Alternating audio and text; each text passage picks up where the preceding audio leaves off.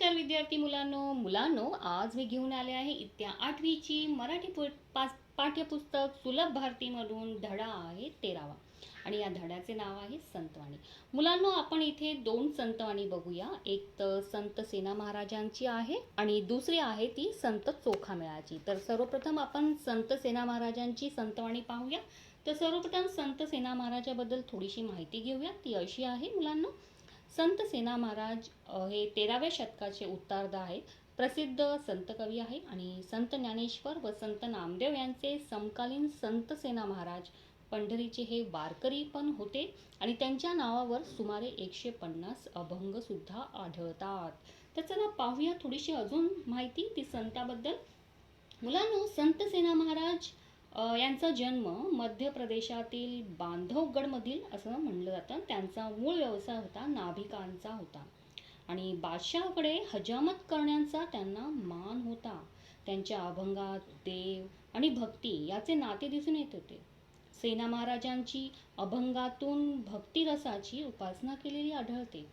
मुलांनो, हे संतवाणीची प्रस्तावना अशी आहे की ह्या संतांच्या सानिध्यात मिळणाऱ्या जे आनंदाचे वर्णन आहे ते इथे ह्या अभंगामध्ये प्रस्तुत केलेले आहे. तर चला पाहूया हा अभंग कसा आहे. मुलांनो, अभंगाची पहिली ओळ अशी आहे. आजी सोन्याचा दिवस दृष्टी देखिले संतास, आजी सोन्याचा दिवस.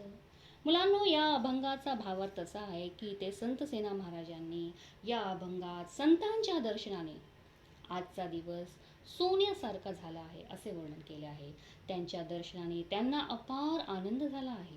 तर इथे मी तुम्हाला हिंदीमध्ये पण थोडंसं ट्रान्सलेट करून दाखवीन, कारण की काही मुलांना खूप त्रास होतो मराठीमध्ये ट्रान्सलेट समजण्यासाठी आणि खास करून संतवाणीमध्ये.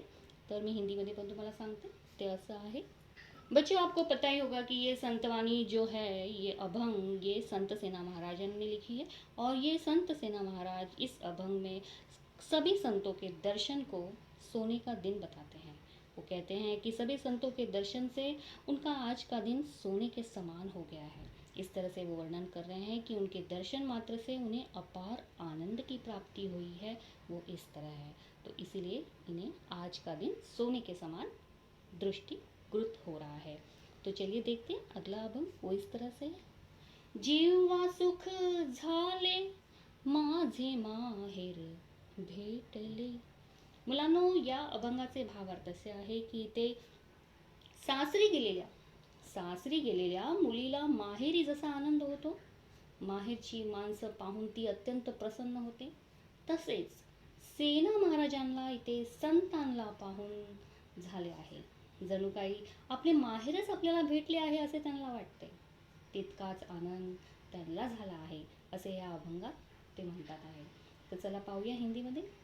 बच्चों, यहाँ पर संत सेना महाराज ये कहना चाहते हैं कि जिस तरह से एक लड़की अपने ससुराल से अपने मैके जब पहुँचती है तो उसे वो जो आनंद की प्राप्ति होती है वो सब कुछ भूल जाती है. जैसे वो मैके में पहुँचती है वो अत्यंत प्रसन्नता यहाँ पर सेना महाराज प्रस्तुत कर रहे हैं. उन्हें भी इसी तरह महसूस हो रहा है कि जब वो संतों से मिलते हैं तो उन्हें लगता है कि वो अपने मैके में आ गए हैं और वो उतना ही आनंद महसूस कर रहे हैं. चलिए देखते हैं अगला अभंग. वो इस तरह से है. अवघा निरसला क्षीण देखता संत शरण. मुलांनो, इथे या अभंगामध्ये हे असे भावार्थ आहे की संतांचे दर्शन घेऊन सेना महाराज म्हणतात की संतांचे दर्शन घेऊन संसारातील सगळा थकवा, दुःख, काळजा निघून गेल्या आहेत. संतांच्या चरणाचे दर्शन झाल्यावर सगळा शीण नाहीसा झाला आहे असे इथे संत सेना महाराज म्हणतात आहे. तर हिंदीमध्ये बघूया. बच्चों, यहाँ पे सेना महाराज कहते हैं कि सारे संतों के दर्शन करने से उन्हें संसार के जितने भी त्रास है, जितना भी थकान है, जितना भी दुख है, वो सारी परेशानियाँ दूर हो गई हैं. वो इस तरह से प्रतीत कर रहे हैं कि संतों के चरण दर्शन से ऐसे लगता है कि उनके सारे दुख दूर हो गए हैं. इस तरह से सेना महाराज यहाँ पर बता रहे हैं. अगली पंक्ति इस तरह से. अगला अभंग. आजी दिवाळी दसरा हो सेना मने आले घरा. मुलांनो, या अभंगाचा अभंगाचा भावार्थ असा आहे की त्यांना असं वाटते की दिवाळी आणि दसरा हे मोठे सण, हे आनंदाचे सण आहे. तिथे कशाची कमतरता नसते, सर्व आनंदी असतात. सगळे वातावरण प्रसन्न असते ह्या सणामध्ये, उत्साहाचे असते. जेव्हा संत माझ्या घरी येतात तेव्हा माझ्या घरी जणू असं वाटते की आजच दिवाळी आणि आजच दसरा आहे. मला अपार सुख मिळतो, सर्वत्र माझं चैतन्य पसरतं, असे संत सेना महाराज इथे म्हणत आहे. हिंदी में देखते हैं बच्चों। बच्चों यहाँ पर संत सेना महाराज कह रहे हैं कि दिवाली और दसरा, जो दशहरा, ये पर्व, ये उत्सव, इसमें जितना आनंद होता है उसी प्रकार का आनंद मुझे संतों के दर्शन से होता है। और मुझे जब संतों के दर्शन होते हैं तो मुझे ऐसा प्रतीत होता है कि आज ही दिवाली, आज ही दशहरा है और मुझे अपार सुख मिलता है। और इसी बात को प्रस्तुत करना चाहते हैं संत सेना महाराज।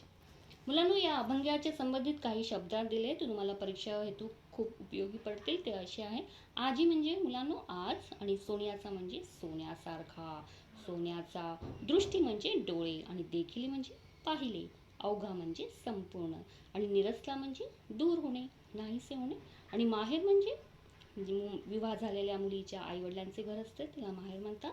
क्षण म्हणजे थकवा. आणि मुलांनो, हा अभंग सकल संत गाथा खंड पहिला संत सेना अभंग, अभंग क्रमांक 15 मधून घेतलेला आहे. तर चला पाहूया आपण दुसरा अभंग, आ भाग. तो असा आहे. मुलांनो, हा अभंग संत चोखामेळाने लिहिला आहे. तर ते संत चोखामेळाबद्दल थोडीशी माहिती घेऊया. ती अशी आहे. मुलांनो, संत चोखामेळा प्रसिद्ध संत कवी संत चोखामेळा यांचा जन्मशक उपलब्ध नाही आहे इकडे. आणि संत चोखामेळा यांच्या अभंगातून भक्तांच्या हृदयातील कारुण्य जसे प्रकट होते तशी सामाजिक विषमतेच्या उपेक्षेची खंतही व्यक्त होताना दिसते. भागवत धर्माचे सार त्यांच्या व्यक्तित्वात, त्यांच्या कृती उक्तीत अनुभवायला आम्हाला मिळते.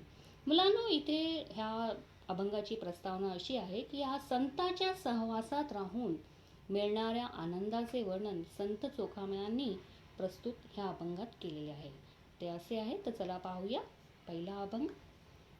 चंदनाच्या संगे बोरिया बाबळी, हेकळी टाकळी चंदनाची.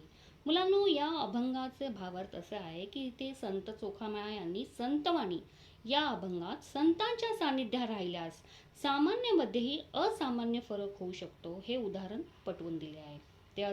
ते म्हणतात की इथे चंदनाच्या झाडाजवळ असणाऱ्या बोरी बावळीच्या झाडांना वाकड्या तिकड्या किंवा लहानशा झुडपांनाही चंदनाचा सुगंध प्राप्त होतो. तर हे असे.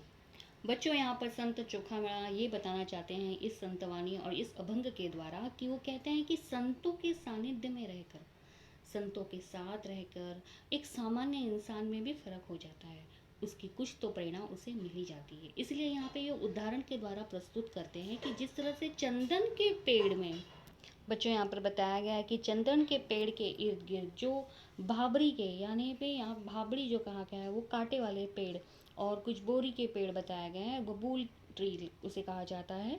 तो ये जो पेड़ होते हैं ये चंदन के इर्द गिर्द होते हैं, या टेढ़े मेढ़े जो झाड़ियाँ होती हैं तो चंदन के पेड़ का प्रभाव इन पेड़ों पर भी ज़रूर पड़ता है, उनमें भी चंदन की सुगंध आने लगती है. इसी उदाहरण के द्वारा संत चोखामेळा इस संतवाणी के माध्यम से, इस अभंग के माध्यम से ये समझाना चाहते हैं कि संतों के सानिध्य में हमें सामान्य इंसान अगर रहता है तो उसमें भी वो गुण सारे आ जाते हैं.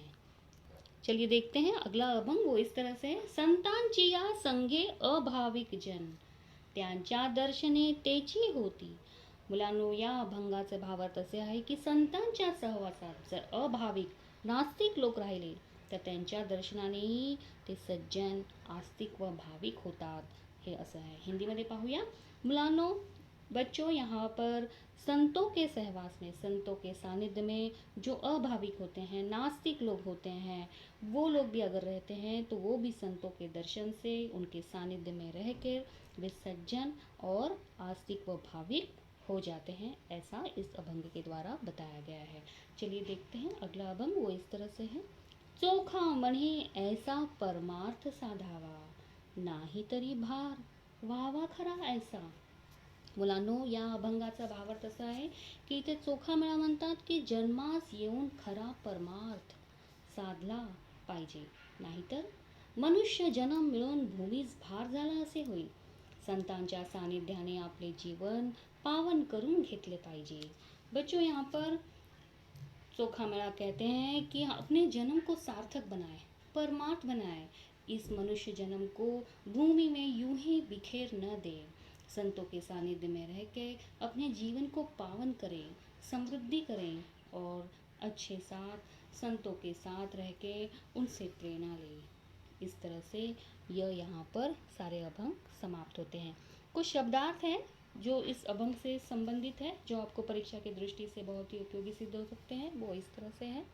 संग, सोबत, बाबळी, काटेरी झाड, हेकडी म्हणजे वाकडी, टाकळी म्हणजे झुडपं आणि चंदन म्हणजे चंदनाचे सुगंधित झाड. अभाविक म्हणजे नास्तिक, जन म्हणजे लोक, भार म्हणजे ओझे. हे होते शब्दात.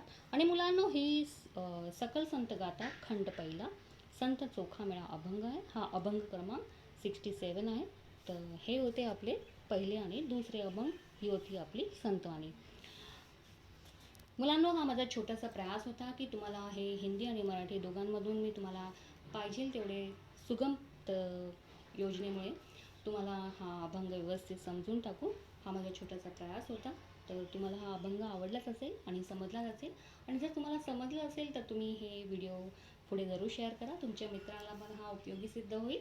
तर आणि जर तुम्हाला हा आवडला असेल तर सबस्क्राईब तर जरूर करा आणि पुढे पण शेअर करा. तर चला, पुन्हा भेटूया आपल्या नवीन व्हिडिओमध्ये. तोपर्यंत धन्यवाद.